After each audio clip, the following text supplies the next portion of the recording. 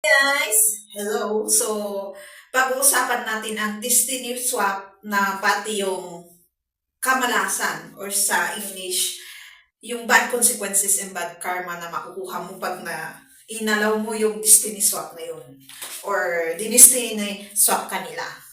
Meron din sa prayer.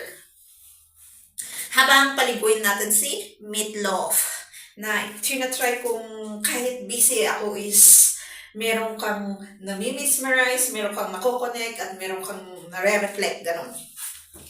Kasi alam ko sa sarili ko noon na kahit pag busy ako, is hindi ako makakonsentrate. Parang multitasking ang gagawin ko ngayon. Nasubukan ko naman sa So, itong ginagamit ko na yung baby powder, Madrid Cacao, ilalagay ko sa affiliation basket dito sa YouTube. Ang bango niya, bumango siya actually. And ang bunganga talaga, of course, yun ang mabaho. Yung fur niya, kasi medyo may baho-baho nga talaga siyang amoy aso. Pero nung dire-diretsyon itong ginamit ko, is nag-amoy baby powder siya. So, sa prayers muna tayo. So, meron tayong shower na mainit. Of course, warm pag paliliguin sila. Is ang prayer, ayaw mo open. Wait, kulang ba yung ng tubig? Hala ka. Ay! Inoff nila dito.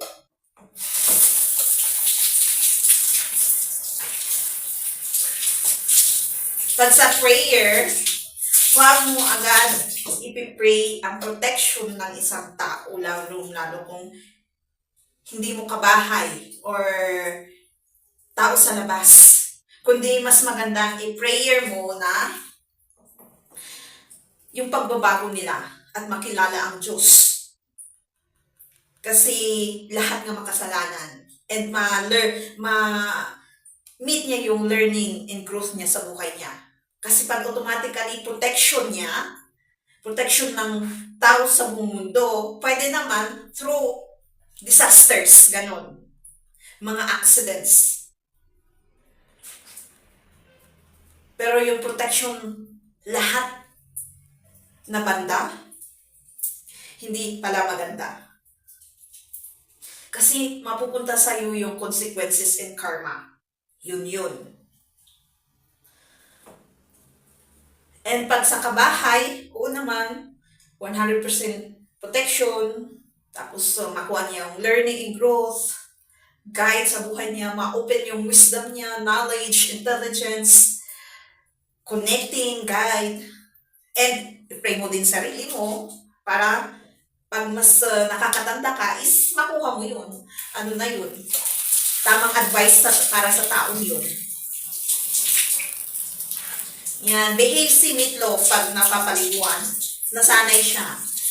Alam niya, di ba? Kung maliligo ako, maliligo ka din, di ba? Maliligo ako after. Girla ko siya.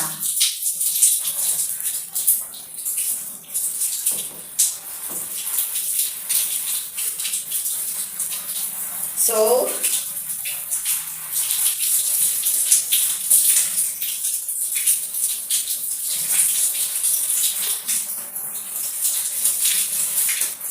ayan. Ayan, medyo tumigil ako, no? Kasi nakakonsentrate ako sa kanya. So, ayan. Pag sa buhay, kasi ang pinaka-importante is yung prayer. Doon nag-work lahat. And doon din mag-work yung destiny swap na tinatawag nila. So, ngayon ko lang na-realize kaya kung paano ako mag-pray, napalitan din. Hindi katulad ng dati na God, protection naman ng lahat ng tao sa mundo, sa nangyayaring disaster na to. Napalitan din yung notion ng prayer na ipipray mo, yung content. pwede sa, pwede sa disaster, I mean. Pero yung protection na mangyayari sa learning and growth, ay huwag natin i-prevent yun sa kanila. Kundi i-pray na, baliktad pala. Sabi ko nga pwedeng i-pray sa ang mga tao, mga kapwa natin sa disasters, accidents na walang mangyari sa bawat isa sa atin kasi mahirap nga naman yun. Saan nangyayari pang krisis ngayon? And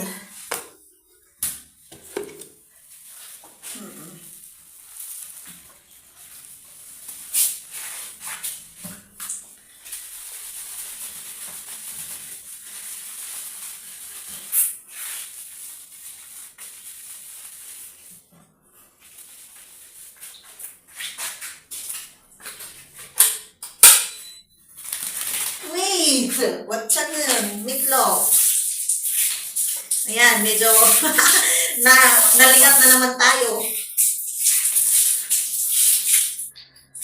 Pero pag nabubugas ako, dami kong nare-realize ha.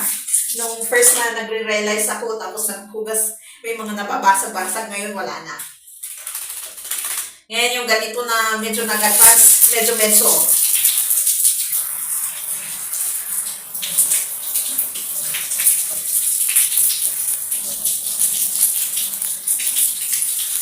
So, hindi siya umiiyak. Hindi katulad ng iba na umiiyak pag napapaliguan. Umagang-umaga, may aga mong naligo, para paglabas natin bukas magsimba, bango itlog, Close eyes. Close eyes.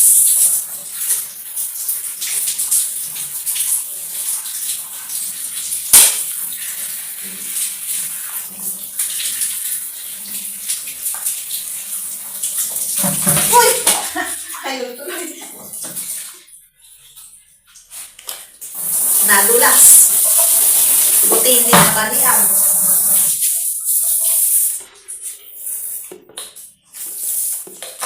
Ang meatloaf natin. Apak. Ayan.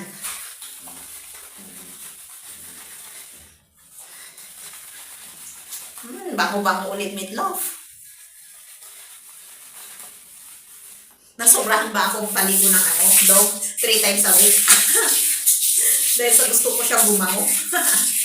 Dapat 2 times a week ata.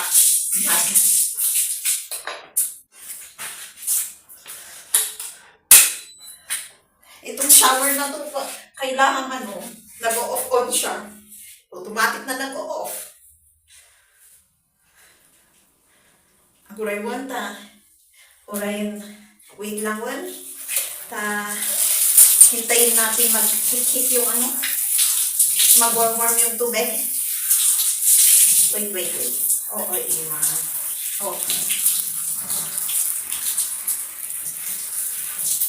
paliguan natin mabuti yung sabon.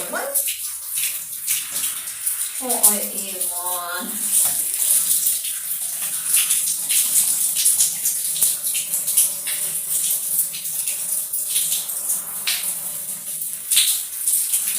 And, i-advise niyo yung mga tao, kung nakikita nyo, mali na sila, kasi may makukuha din kayong consequences in karma, parang destiny swap na rin po doon. Kung nakikita nyo ng mali, hindi nyo pa in-advise yung tao. Or kung hindi nyo kaya, sarili nyo mismo yung i-advise nyo at aminin nyo sa sarili nyo, hindi nyo kaya.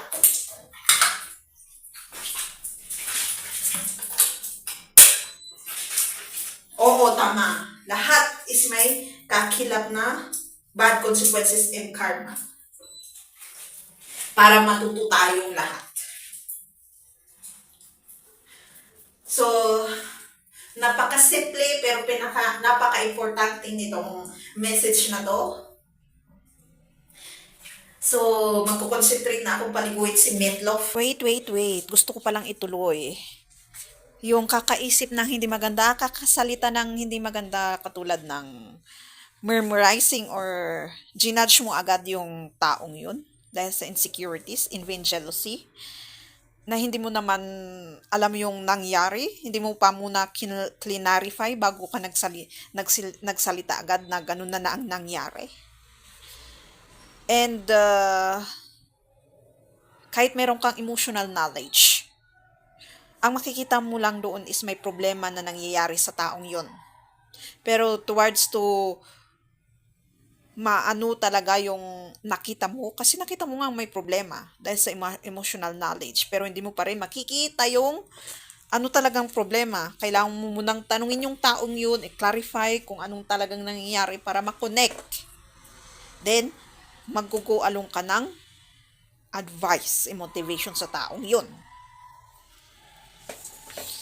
So, swap mo na ang sarili mo doon. At maglilid ka pa ng hindi magandang gawain. Yang chismis, smear campaign na hindi maganda. Yan, swap mo ang sarili mo na kinuha mo yung karma doon sa part na ginawa mo or bad consequences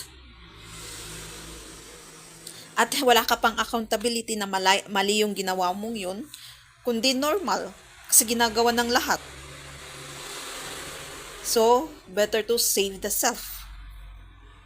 You destiny swap yourself from the evil deeds that you did. Ibig sabihin, destiny swap mo yung sarili mo sa mata ng kasamaan. Yun ang gustong mangyari ng evilness. Yung i-destiny swap niya ang sarili niya sa'yo. Kaya, ikaw din, inaalaw mo yung sarili mong gawin yun. Kasalanan mo. Kasi, ikaw mismo nagsalita, ikaw mismo nag-isip nun, ikaw mismo ang gumawa nun. Sabi nga, as a leader, na ikaw ang nag-lead ng iyong sarili, walang ninuman. Alam mo paano mag-isip, alam mo tuloy natin. So, alam mo mag-isip, alam mo ang ginagawa mo, alam mo ang tama at mali, except sa teenagers. Sabihin natin 18 and below, kids. They're still developing. Emotional and lahat actually, physical, spiritual, mental, psychological, personality. Tapos tayong adult, young adult, medyo nagde-develop na rin yan. Sabihin mo ng 25 and below, medyo na rin nagde-develop na yan. So, dapat nag-start ka na doon.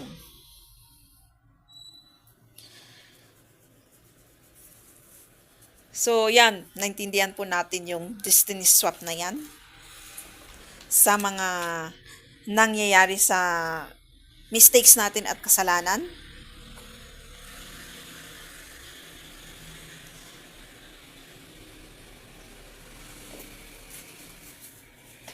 Na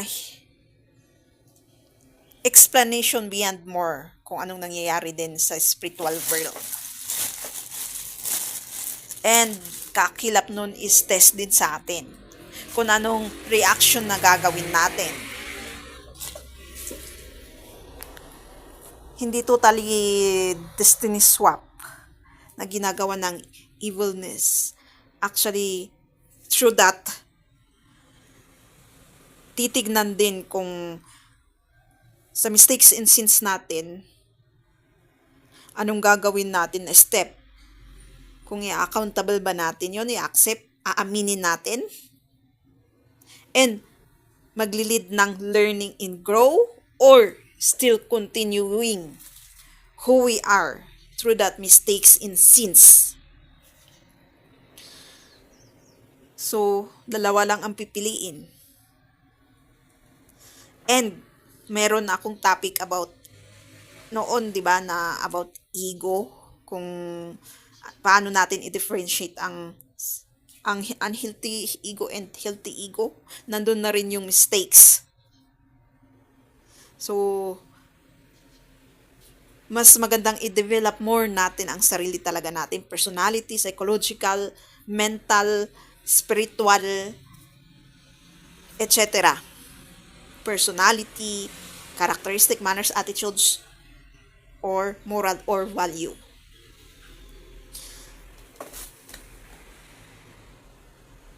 And we're still developing pag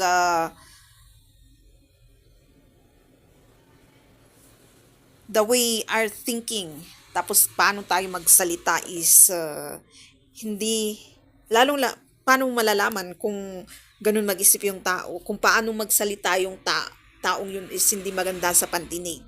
Iba yung katotohanan. Hindi maganda talagang pandinig yun, lalong-lalo kung isa tayong umiira sa mistakes and makasalanan. I mean, yung nakakainis na hindi mo maintindihang pananalita. Nasa Biblia yun eh. Pag lalong-lalo kung nandun ka sa relationship or marriage, yung mas maganda pang magkaroon ng malumanay na asawa kaysa yung mabunganga, sabi doon. Ewan ko kung anong chapter, verse, or sa Biblia po yun.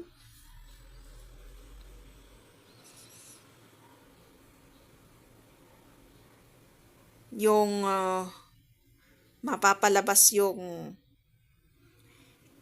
inis mo na hindi mo maintindihan.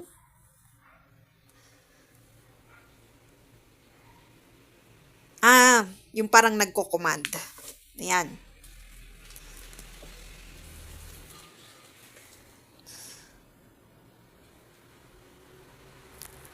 Na gusto lahat kontrolin. Nagde-develop pa lang yan. Understandable kung nasa kid pa yun at kid body din. Pero pag sa adult in kid energy, as much as possible, pag nabubuhay ka pa dito sa mundo, wala namang late, kahit adult ka na, iano na natin sarili natin yan, dyan. Kaya lahat ng paligid gusto mong i-control na lang at sumunod sa'yo at yung kagustuhan mo ganito, ganyan. May mali po talaga doon. Personality, development, characteristic, manners, attitude, value, moral, etc. So, see you again in my next video. Don't forget to subscribe, click the bell notification, comment if you want some more na idadagdag.